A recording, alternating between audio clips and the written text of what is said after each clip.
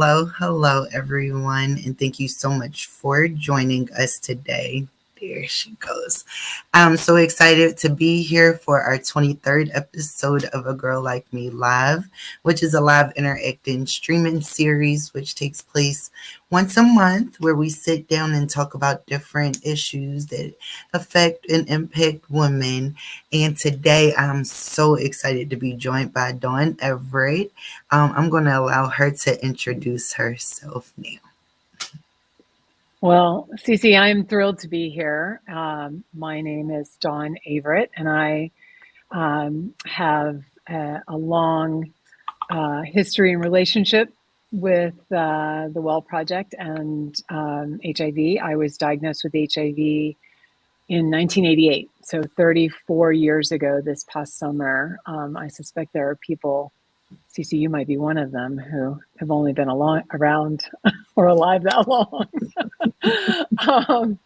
And in 2000, I took some time away from my activist work, and I hiked the Appalachian Trail. And while I was doing that, I dreamt up this thing called the Well Project. And so in 2002, started building the foundation for what is now the Well Project, and something that I'm deeply proud of. I work with the organization on the Women's Research Initiative on HIV and AIDS, our WRI, and I just do a bunch of boards, panels, task force, mom things, all kinds of stuff. So that's probably enough. Oh, that was great. So I don't think y'all heard her. This is Dawn. She's the founder of the Well Project that we are here, representing, and that has been so impactful in so many different people's lives. So thank you, Dawn, and I'm honored to be sitting here talking to you. The Well Project has been phenomenal. So today's conversation is in honor of National HIV, AIDS, and Aging Awareness Day. And yes, you're right when you say that you've been diagnosed as long as I've been alive. That's why every time I'm like, yeah, it was 1988. I know she was diagnosed that year because it was my birth year. 34 years is a long time. Wow. It is a long time. It's a really long time. So by the time I maybe even started hearing of what HIV and AIDS were, it was sometimes in the 90s. You were already living with it by the time the 90s got here. What was that like? It's kind of, it's crazy to try to explain what that was like, partially because I don't really know what the alternative was. I was 19 when I was diagnosed, and many people have heard me tell my story, have heard me say I didn't know another positive woman in the world. And in the mid to late 80s, there was this enormous stigma. I want to say different than the stigma now in some ways, because the stigma now is very real. And I don't want to pretend that back in the 80s it was, different and harder, because I think there are some really interesting distinctions between what stigma felt like then and now. And there are a lot of things that are still the same. That's so weird about it. We've made so much progress and we've come so far. And I'm sitting here talking to you. I mean, when I was diagnosed, literally the doctor who diagnosed me had never diagnosed another woman. And, life expectancy from an AIDS diagnosis then was 6 months. And, so it's a really different time. The doctor who diagnosed me said, and I think this comes, I want to give him, I try hard to always couch this by saying I think he was doing the best he could at the time, but he told me not to read anything. It was too confusing, and not to tell anyone because it would ruin my family's life. So, the experience of being diagnosed in 1988 was crazy looking back on it now. But, I did ultimately end up telling people, but it took a while. And for a long time, it was this enormous secret that was like carrying around the nuclear bomb, right? Like, oh my gosh, what if I do something that triggers this thing? Um, and uh, and the I call it the Great Liberation when I because I was fortunate enough to be able to speak openly about my status, and I had the support of my family. I was diagnosed with my parents in the room, so I didn't have to figure out how to tell them. So I had a really different experience in some ways than so many of the people that I've been able to advocate on behalf of over the years. So um, it's kind of extraordinary now to be here and realize what the front row seat looks like from the 80s and the 90s and the 2000s. Um, I'm doing a lot of reflection these days. Maybe that's part of aging. Maybe it is because I started it in my 30s. I've started reflecting back as well. And I'm just sitting here, I'm trying to hold it together, keep it together, CC, because, being diagnosed in 2008, which was what, 20 years after your diagnosis, Yeah. um, that life expectancy, we had Google access to that then. Sorry, my dog likes to bark sometimes. Yeah, he's listening. um what I did rely on Google to, like, tell me how long I was going to live, and I gave myself a life expectancy as well. And it wasn't that long, but it was definitely longer than 6 months. Yeah. So maybe that goes to show that, advances were being made. But then also the fact that you got 34, almost 35 years in this, that makes me know that I can live, at least 35 years and watch you do it so gracefully. It's amazing. CC, you got a long way to go. I we used to do these Operation Thrive classes in the first organization I worked for, which was the AIDS Survival Project in Atlanta, and we would be like, okay, so here's the deal: you're gonna live longer than you think you are, so don't rob a bank, don't steal a car. Don't use all your money to buy a Lamborghini because you'll be here to pay it off and that'll stink. So I think, kind of, and that was just at that point, it was still pretty aspirational. I mean, we didn't even have great, treatment options and we didn't know as much as we know now. But even then, we were saying, like, you know, some portion of this is, believing that, you know, that there are things you still have to do. And I think that a lot of my retrospection has been coming because my oldest daughter turned 20 in June, and I was diagnosed at 19. Um, and and then my second one turned 18, and they're both now not living at home anymore, and I'm off at college, and I'm everything everything is kind of in this constant, review of all of the incredible things that seemed like weren't possible when I was diagnosed. And, you know, we kind of look around and be stunned. I'm stunned and I'm amazed and I'm grateful. And this I'm so so I'm gonna jump in just straight into the questions from the community Yeah. advisory board because they had so many great ones. Maria first wanted to just express her gratitude for you creating this space, and you have helped so many women, including herself. So wanted to give you those well wishes first. Um, I, it was brought up in a discussion about children that were born with HIV back then. Sometimes when we think of like aging with HIV, you think that, it has to be an older individual Mm. or, someone that is older than you. Messiah pointed out the fact that there are many children who were born with it who are technically aging with HIV. Or do you all share a lot of the same spaces? Or do we make sure? I think that's a great question. It's something that, um, maybe it's our language, maybe it's our terminology, maybe we have to shake that up a little bit. I mean, first of all, I think we should think about aging as kind of refining, like, fine wine or something, rather than like, deteriorating, which is unfortunately sometimes the way it feels. And it's also sometimes the way it's kind of put out there.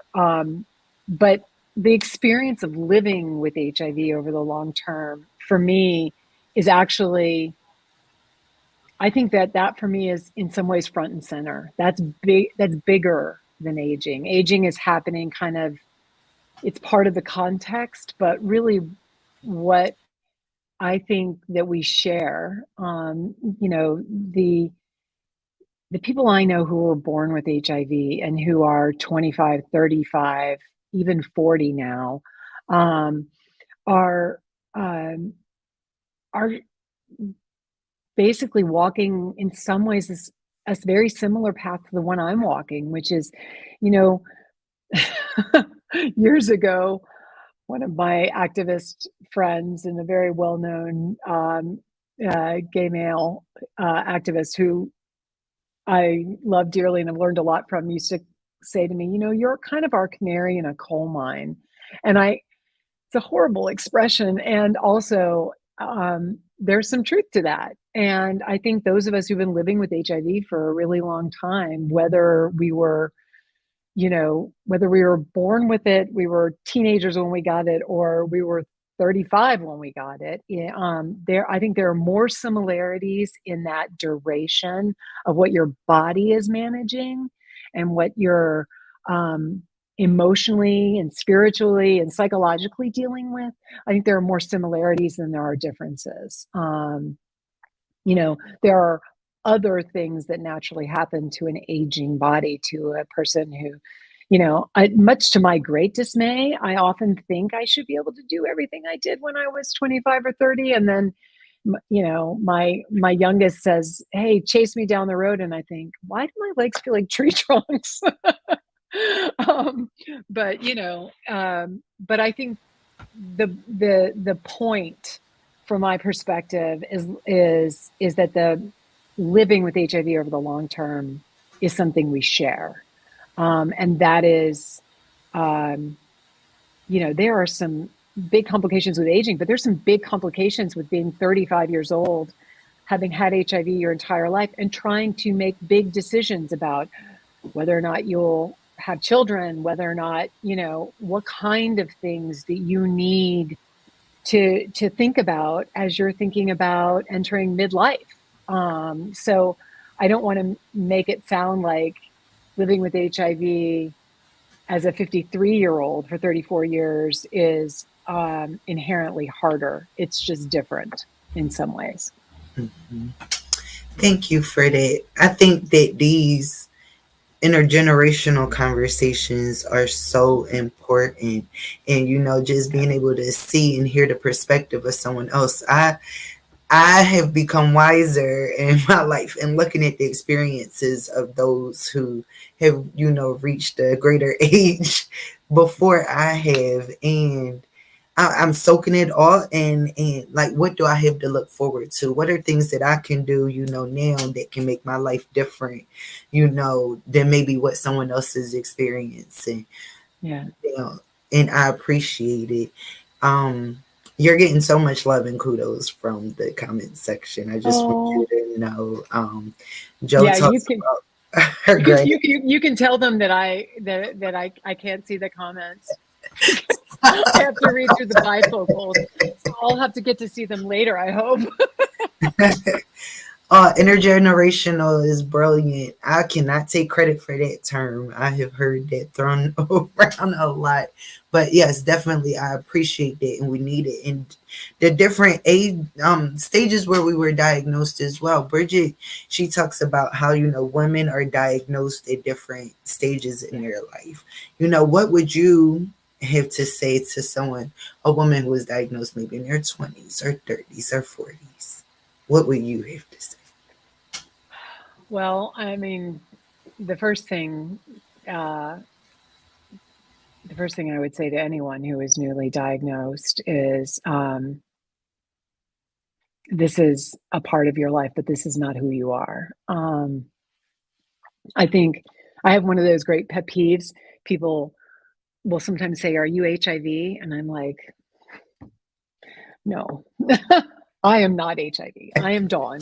Mm-hmm. HIV is a part of my life, and we live together. We've worked out a lot of hard stuff over the years, and we manage to cohabitate, me and HIV. But HIV is not who I am, and to somebody who's newly diagnosed, knowing that HIV is a part of your life and is a part of who you are, like many other experiences and things in your life.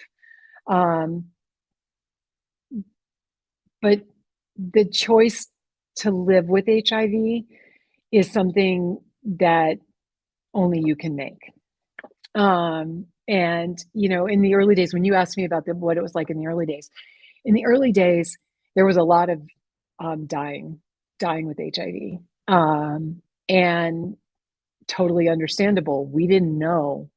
Um, there's so much we didn't know, and if you turned on CNN or the news of any kind, it was about a death sentence and a life threatening disease and a terminal illness and a condition, and it was really hard not to be um, both labeled but also to take that in and embody that in some way. And um, the choice to live with it, um, even though it's a bad deal. I mean, there are all kinds of things we live with that we don't love living with. Taxes. I mean, not that HIV and taxes are the same thing, but you know what I'm saying. um, there's there there's a but there's a process to that, and to be kind to yourself and to be gentle with yourself. And for some, I mean, I know people who were diagnosed and in a week were out in the streets marching, and I know people who were diagnosed and it took 20 years before they went back to the doctor. And we each have to chart our own path, and our own course, and it will evolve. I think that was one of the things I didn't get in the beginning. Like, you're either HIV negative or you're HIV positive, as if it was that linear. And we are all shades of gray. We are all shades of gray, and it looks different at different times.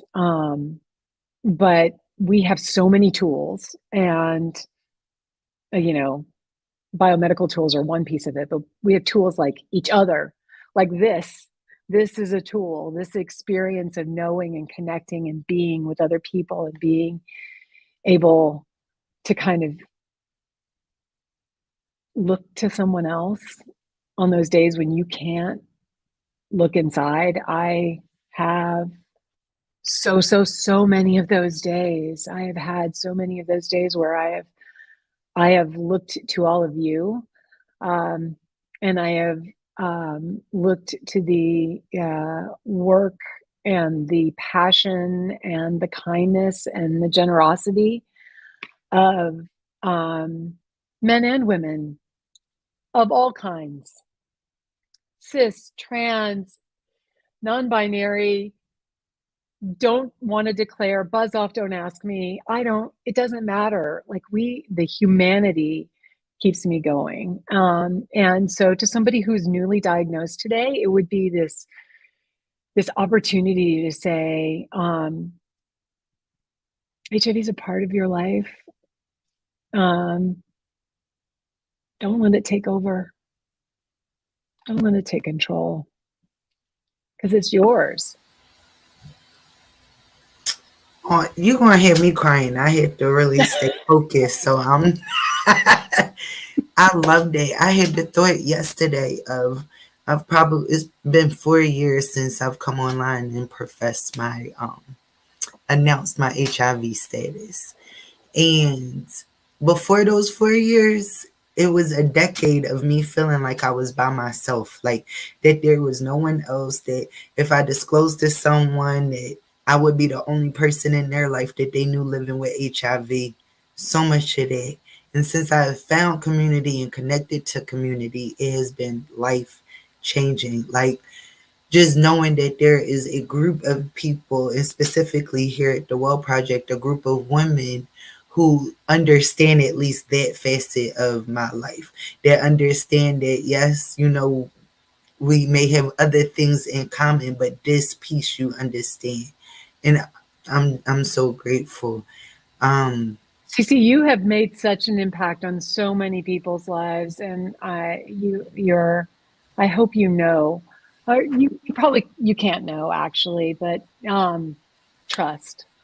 I hope you can trust that impact um, is just extraordinary, and the more that you're able to give, the more you get back. And I have to remember in all of this that this is a privilege too. That you have this is my privilege, your privilege, and not everyone can be public. Not everyone can share. Not everyone has this kind of community, but define it, define family, define community, define the thing that gives you strength. Some people, it's it's their 3-4-legged friends, they're the dogs, the cats, the whatever, wherever that tie is into community. Appreciate it, seize it, acknowledge it. It's real. Um, and I sit here on this computer right now talking to you, wishing desperately we were in the same place, but we're not. And thinking, oh my God, I am so incredibly fortunate. Um, and, after living with HIV for 34 years, I can actually say that to people when I meet them and they say, this horrible thing that you've been living with. And I can say, I'm, I don't wish HIV on anyone ever for any reason. And I am so grateful for what I have found in me and in my community and in the people around me. Um, and I feel really grateful for that. Absolutely. You can, like, the spirit, the essence of, all of what this organization represents. We appreciate you. So thank you for pouring your experience, even back then, for creating something that we didn't yet know that we needed. Someone especially like me. So thank you. Gina Brown came with the questions. Gina Brown has some questions for you. Excellent. She said, first of all, we got to talk about menopause. Whether or not it's your story yet, we have to talk about menopause and HIV. What is that like? What a pain in the ass. Can I say that? Menopause. Oh, I mean, yes. So I I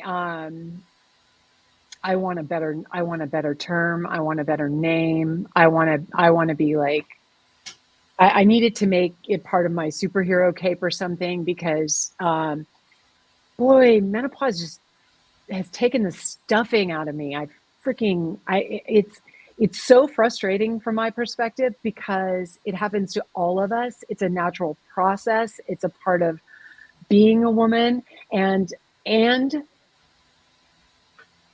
still it's part of being. It's like a black box. Like you go and ask for information. I mean, well, here's what I tell everyone. For the first 25, 30 years of my life, whenever I had an issue that doctors couldn't figure out, they would just say, well, you do have HIV. So like HIV was everything it's because of HIV. Mm-hmm.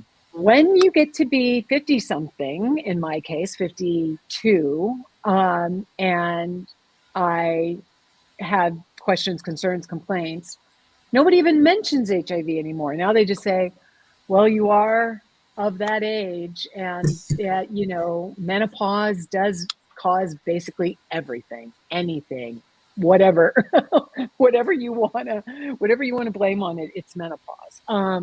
So that has been a really kind of eye-opening and super frustrating experience for me, because I feel like the default in terms of kind of how society deals with menopause, like there's a lot of like, oh, unless it's other women who then say, what the hell, like my body isn't my own, I don't recognize this.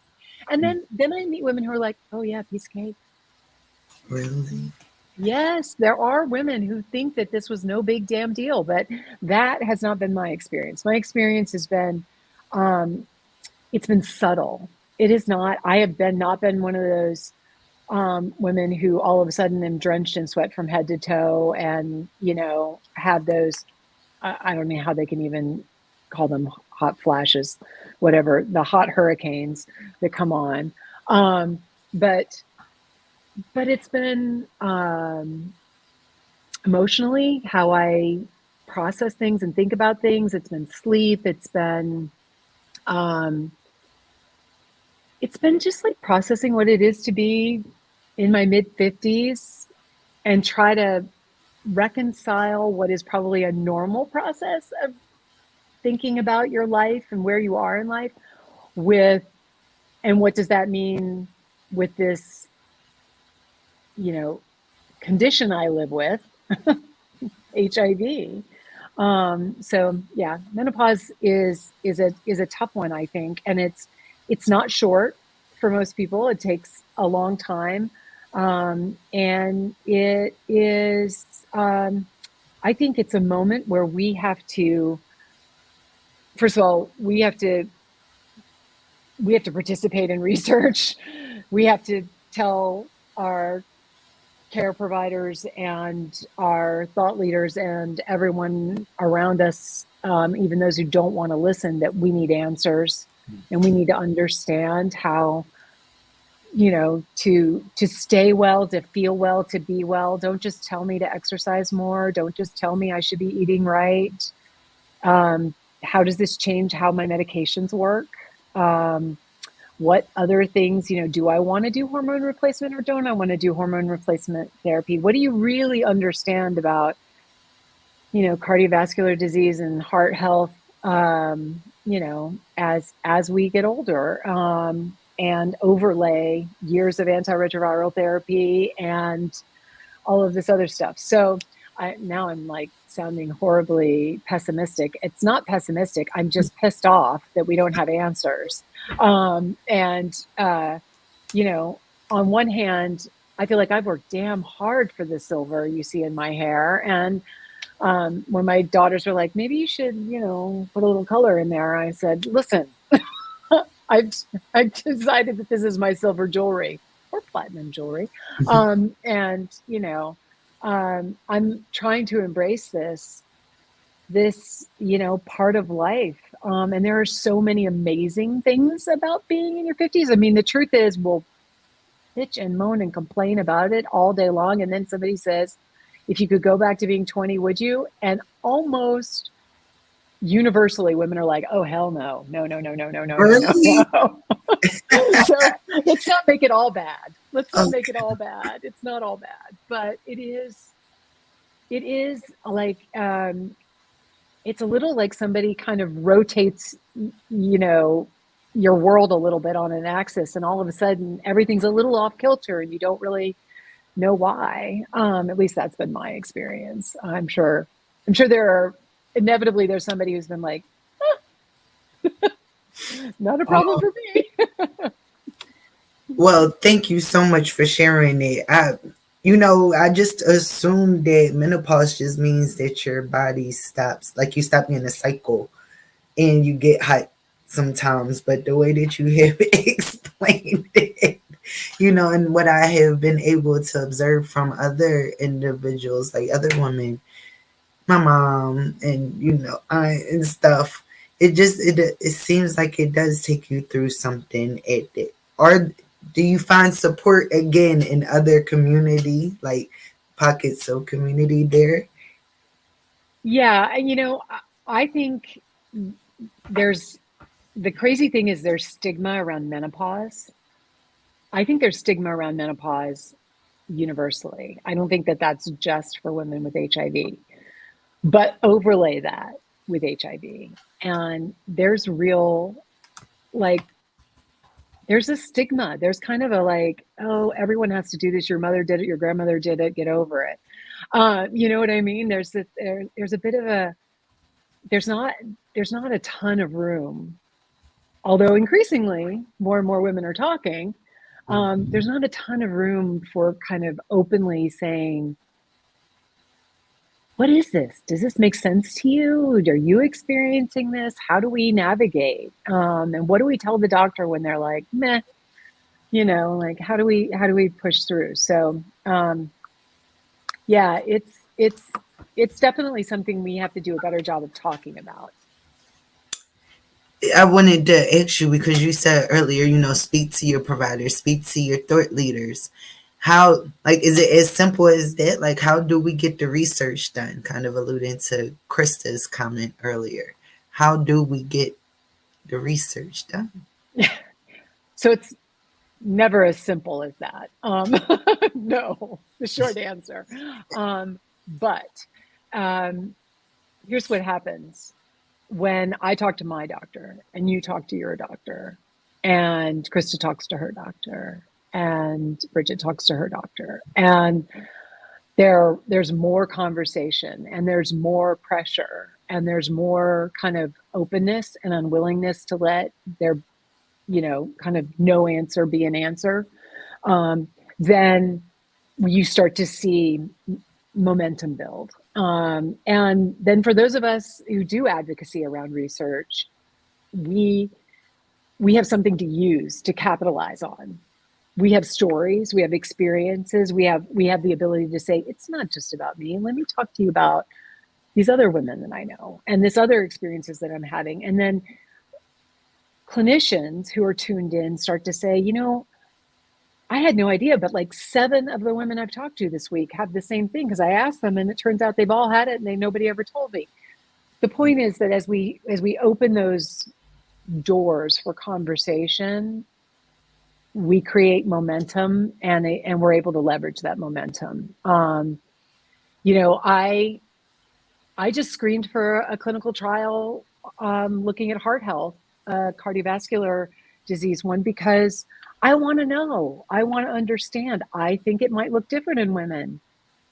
This study is actually looking to see if it looks different in women, and I feel super grateful, but it's taken years to get some of that stuff done. And sometimes it isn't that no doctors care or no researchers care. Sometimes the funders aren't aimed in the right direction, et cetera, et cetera. So,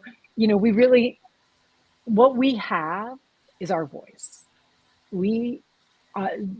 Our collective voices are far more powerful than I think sometimes any of us realize. And asking the questions every time,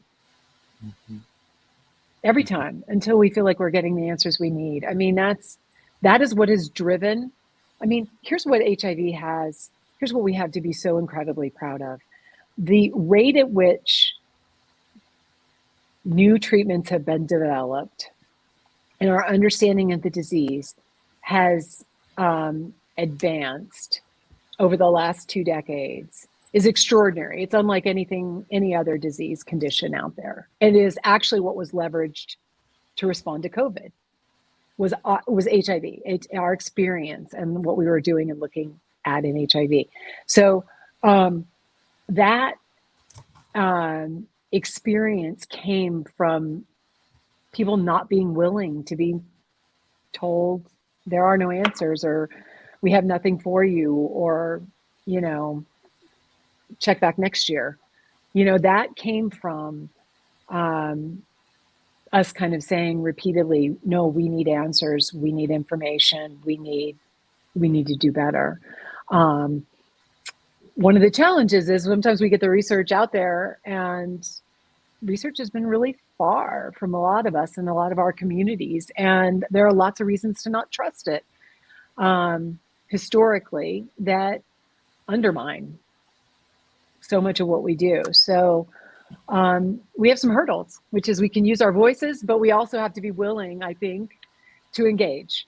Whether it's, that doesn't mean you have to be on a study. Maybe it's you serve on an advisory board. Maybe you share information with other people in your support group. Maybe whatever the thing is you can do. But I think we have to engage, truly. Absolutely. And when you say something like a clinical trial or anything of that sort, it doesn't sound like that's something I can do. Like it doesn't Mhm. sound like I should be in a clinical trial.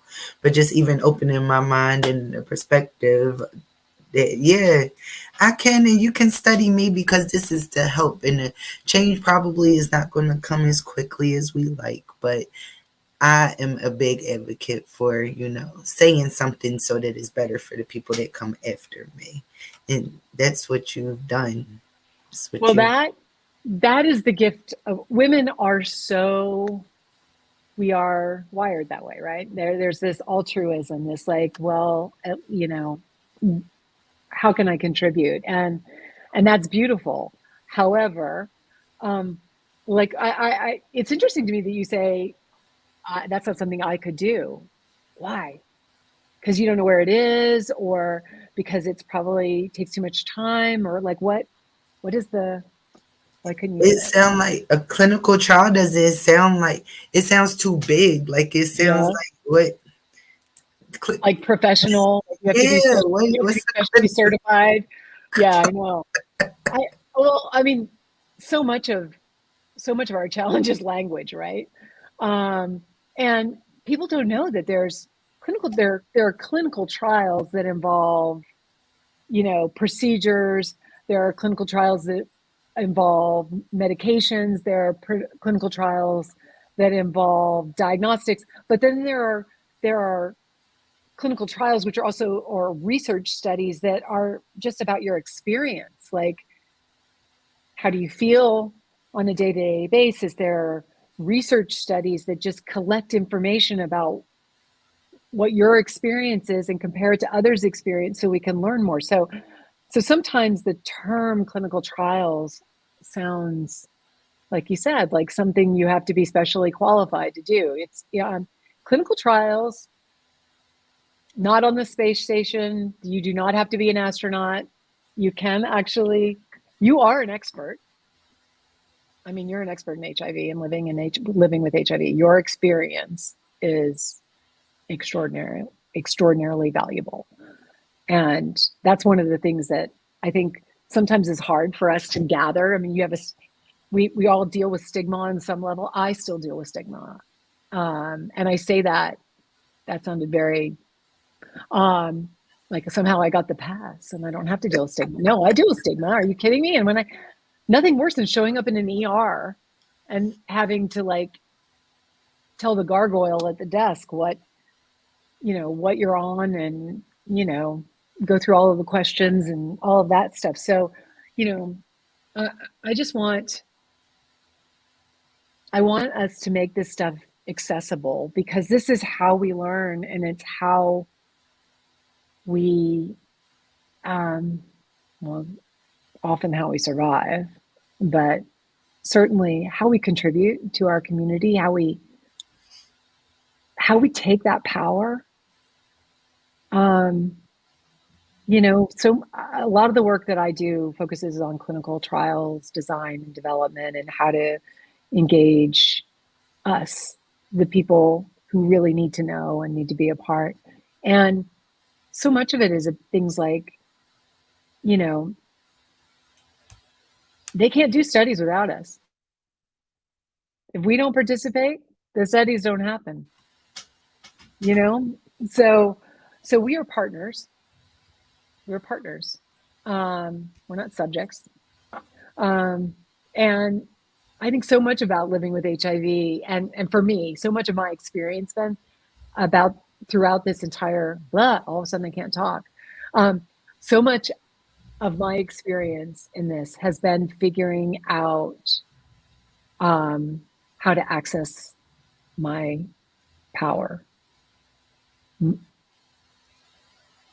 I know what I know. I can,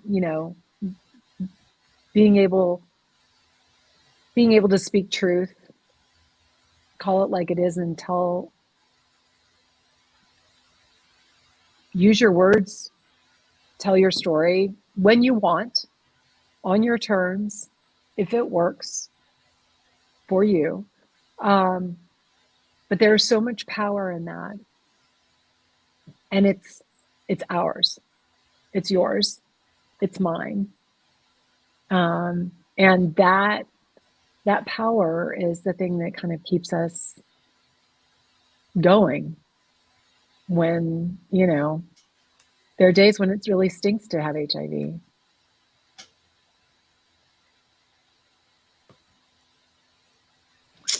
Yeah, I was sitting with that. There have been a lot more better days, though, is what I'll say. And on my bad days, I know that I have something to look forward to. At least I'm not dying. Like, I'm not dying. No. And at one point, I thought that would have been the case. You have so many questions over here in this comment box. I'm going to jump over. First, I'm going to remind everyone of our survey. Our evaluation for this episode. If you could please complete that. There is a link in the chat. Complete that. Let us know how we're doing so that we can make sure that we're meeting the needs of the people that we are serving and that the programming is doing is what it's supposed to do. I wanted to go back to Joe's question. She said, do you often feel fatigued or is it just me? I mean, I've been living with HIV for 17 years and recently I have been feeling fatigued and burned out too often. Are you noticing those changes? Yes. Yes. And it's easy to look like the Energizer Bunny when you're having these kind of awesome, exciting, inspirational conversations. But there are days when you don't want to put your cape on. That's completely legitimate, totally honest and real. I have days when I think, does any of this matter? Does anybody hear me? Am I making an impact? And I have a lot of days where I think I can't mobilize for me. There are days when I just can't mobilize for me. And those are the days when I know I need to mobilize for, like, if I don't take the dog for a walk, he's going to chew up everything I own in this house. Mm. If I don't call my dad and check in on him, he could have a really low moment. If I don't pick up the kid from school, then they might take her away. I don't know. There are these things like, I guess for me, Joe, you do so much and you are so involved out there. And I think one of the things that I had to learn in the first probably decade of being an AIDS activist was I had to be able to pull back. I had to be able to just take a step back, and because if you don't take care of yourself, ultimately, if you don't take care of yourself, you can't take care of anyone else. You can do it for a day, you can do it for a week, you can do it for a minute here and there, but ultimately, if you don't take care of yourself, you can't take care of anyone else.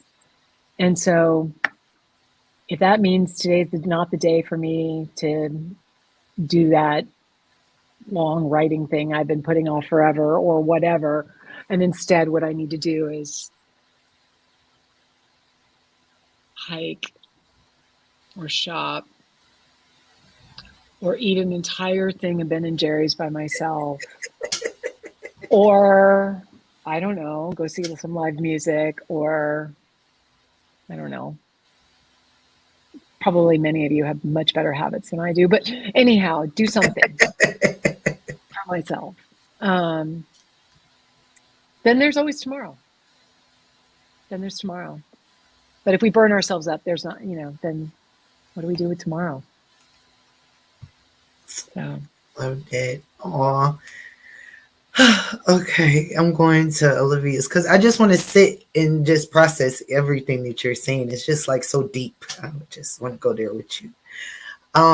Olivia said this is totally selfish and not HIV specific, but I would love it if Dawn would talk for a sec about raising a little kiddo after raising older kids. Similarities, differences, additional wisdom, aches, pains, joys. Oh, so anybody who doesn't know, I have a 20-year-old daughter, and an 18-year-old daughter, and a 6-year-old daughter, which is a little bit of a spread. Not that everybody needs me to go too deep in the weeds, but I gave birth to the first two, but not the last one. Mm-hmm. But I'm 53. And she's 6. And we're in first grade. Turns out first grade is a lot harder than I remembered. Those damn math worksheets are unbelievable. They're just endless. But anyhow, it is both wonderful. I mean, really wonderful in crazy ways, because some of the things that I felt like went by so quickly with the older two, I'm catching on this second round. And there are days when I am so damn tired. I cannot believe that I'm in first grade again. Because, oh my God. But I mean, I guess the short way to say it is she's such an incredible gift. And I tell people that I've sort of cheated the system, like a lot of my peers are just hanging out waiting for grandkids, and I just kind of cut the line and got a little one to play with now while I still feel like running down the driveway. But it's a lot, and there are crazy moments. There are real mortality moments that happen for me with her that I haven't had in a really long time, where I'm like, okay, wait, so she's 6 and I'm 53. So when she's 18 or whatever, I'm going to be 70. 70? I was diagnosed with HIV at 19. There's 70 seems like almost arrogant. But who knows? So I don't know that I'm really answering the question, Olivia, but it's both like amazing and really hard. Really hard that she doesn't take the weekends off at all. 6 a.m. on the weekends too. Damn it. I get to sleep till 7:30. We're 7:30 not available here right now. Yeah. So. Just even at 34, I had my first one at 23. It is hard. It is like different. We have 11 and 1. And it's hard, but I am, as you just said, I'm making sure I catch things that maybe I was moving too fast for the first time around. So I'm definitely, I love it. It's hard though. Yeah, there's magic, but it takes an enormous amount of you, for sure. Plus, you said if kids are in the stars for her, she's going to be like you, Dawn. Because she's Portia a little bit older than me, not much, but she said she's gonna be like you. That's awesome. I was like, to hear you say that you had 2 kids, like you birthed them. That was in the early 2000s. Was it something still taboo to talk about then or to experience? One of the crazy things, yes. So I gave birth to Maddie in 2002, which, if any of you are paying attention, was the same time I was trying to birth the Well Project too. little bit bad timing. Yeah, so so I had Maddie in 2002 and I had Sophie in 2004. And it was crazy when I got pregnant with Maddie because I had been an activist and kind of out in public, which not so many women were. Um, I had like NBC News called and said, "Can we follow your pregnancy?" And I said no. But Maddie was on the cover of Pause magazine and possibly the worst picture of either her or me ever. Um, but way back in the dark ages. So it was a different time. It was a totally different time. And I have to say, um, I wrote an editorial for the Journal of the Association of Nurses in AIDS Care, um, called HIV and Pregnancy, Tough Choices and the Right to Choose. And I spent a lot of time in the late 90s and early 2000s arguing that we had a right to decide, to choose to have a child if we wanted one. Um, and that made a pretty big impact. I made copies of it, and when I went to deliver um, Maddie, when I was admitted to have her, I gave copies to all of the nurses on the floor. I know they were like, "You are a freak," but that's okay. I was like, "I'm sure you all. I know that you all may have some questions." By the way, I gave birth to both of my daughters in Asheville, North Carolina. So, um, you know, not generally speaking, the South is not known for being super open-minded in all situations. Anyway, so I brought that in and I said, listen, so I understand that I might not be in a good position to answer questions later because I usually like to do that, but some people tell me that I won't want to answer questions while having a baby. So I thought you might like it if I brought this article I wrote, and nobody has to read it, but if you want to read it, it's here and whatever. It was honestly the best medical experience I've ever had in my entire life, Awesome. having my first daughter. Aw. Interestingly, there were a lot of people. I mean, I got equal parts hate mail when the Pause magazine story came out. She was 3 months old, and I got buckets of mail, and half was, "This is amazing, thank you for giving me hope," and the other half was hate mail about what a horrible human I was and how I was going to just orphan a child and how could I be so selfish and all of those other things. Um, Interestingly, when I got pregnant with Sophie, I knew when I had Maddie that she needed a sibling. I was like, I need this. I need to know that she has a sibling. My siblings are super important to me, and I needed that for her. And when I got pregnant with Sophie, interestingly, a lot more people had problems with it. A lot more people came out of the woodwork saying, okay, I could get that you had to have one baby because that was part of who you were and you needed it, but a second, like really, you're gonna tempt fate with a second? And I said, yeah, I am gonna do that. And you know, and I had her, but those were tough times. They weren't totally frontier days, but they were kind of frontier days. Um, and I found my doctor by interviewing her. She was a family practice doctor, and I sat down with her.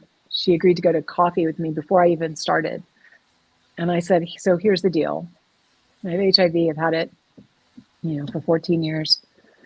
But I really want to have a baby, and I believe that's part of who I am and what I'm supposed to do. And if you're not comfortable with that, that's okay. I just need you to tell me that now. Um, how do you feel about this?" And she was like, "I totally support you. I'm completely in." And I'm like, "All right, here we go." And she was amazing. But because I was an advocate and an activist at that point, I knew enough to be able to do that, to be able to sit down and say, this is what I want, and can you be a part of it or not? Wow. As you're talking, like I'm over here crying, I'm sneak wiping tears off because like listening to you just being able to advocate and your advocacy for yourself, then I know has to indirectly be impact my relationship with my providers to, say, yeah, you can have a kid, or yay, yeah, because they, people had come before me who did it. So as you're speaking now, I'm thinking of, my experience with breastfeeding a child. Like we Mm, pushed the envelope a little bit on having kids. Now I'm pushing the envelope, along with other women in breastfeeding. And when you say hate mail, it's not like hate snail mail now. It's instant mm, behind no profile pictures, the yes. hate. And when you talk about the comments about, you know, being selfish, or, why would you want to put a child at risk? Like society has to give you some type of permission for you to make the decisions with your body because your body hosts, a virus. Um, that's crazy. So just a parallel, but thank you, because I'm sure that, the work that we're doing now is going to help people that come after Many people. us, and it's just going to keep going. And I'm so grateful to be a part of something so much greater than me. We are coming to the end, so I want to make sure I get a few things. And we have Lily in here. She's from Kenya. She's watching from Kenya. I absolutely love it. And I wanted to go back up to Chrissy because I think that she had wrote a few different comments about she seems to be a younger woman, and she was born with HIV, she said, and it looks like she was watching us from YouTube. So she said, I was born with HIV and I'm not aging healthily because of the meds from the 90s and current regimen. Just wanted to make sure that I acknowledged her here in the during the show, because I'm so grateful that, we're reaching people. And there are so many experiences to be shared. Can I Um, say one thing to Chrissy? I know we're running out of time, but Absolutely. um, I feel that I was diagnosed. I started treatment. I tell people now I'm a long term survivor of protease inhibitors instead of HIV. So I've been on treatment um, since 1992, and so I know, and we did it all wrong in the beginning. But I do think that there are things that we can do to stay well, and if there's anything, if any I can help in any way, just answer questions or whatever, please reach out. I absolutely loved it. This has been such a great episode, and I'm so sad that it's only an hour. We could talk forever. Thank you so much for putting this time aside for us today. Thank you for what you've done with the Well Project. Can you give us in 60 seconds or less where the Well Project's name came from? The Well Project. Oh, well, originally it was going to be the Women's Village because I liked the idea of all women gathering around the well in the village to share information and support each other. And but then Hillary Clinton had a village, and so because it was 20 years ago, and we started talking about gathering at the well, and it became the Well Project. And some of that is old history from not wanting to put HIV in the name. The first organization I started was called WISE, and it was another one that was also didn't have HIV in the name, so that women anywhere could use materials that said the Well Project or WISE without it automatically outing them. So that the Well Project is about staying well and gathering together and sharing that information and going on our way. Wow, thank you. I learned a lot. That was Bose's question. Thank you, and thank you. The survey monkey is in the chat. That's our evaluation for this episode. Please, once again, guys, please fill that out. Guys and ladies, please fill that out for us. Thank you so much. Join us again next month for our next episode, which will be episode 24 of A Girl Like Me Live. Thank you all, and bye. Thank you.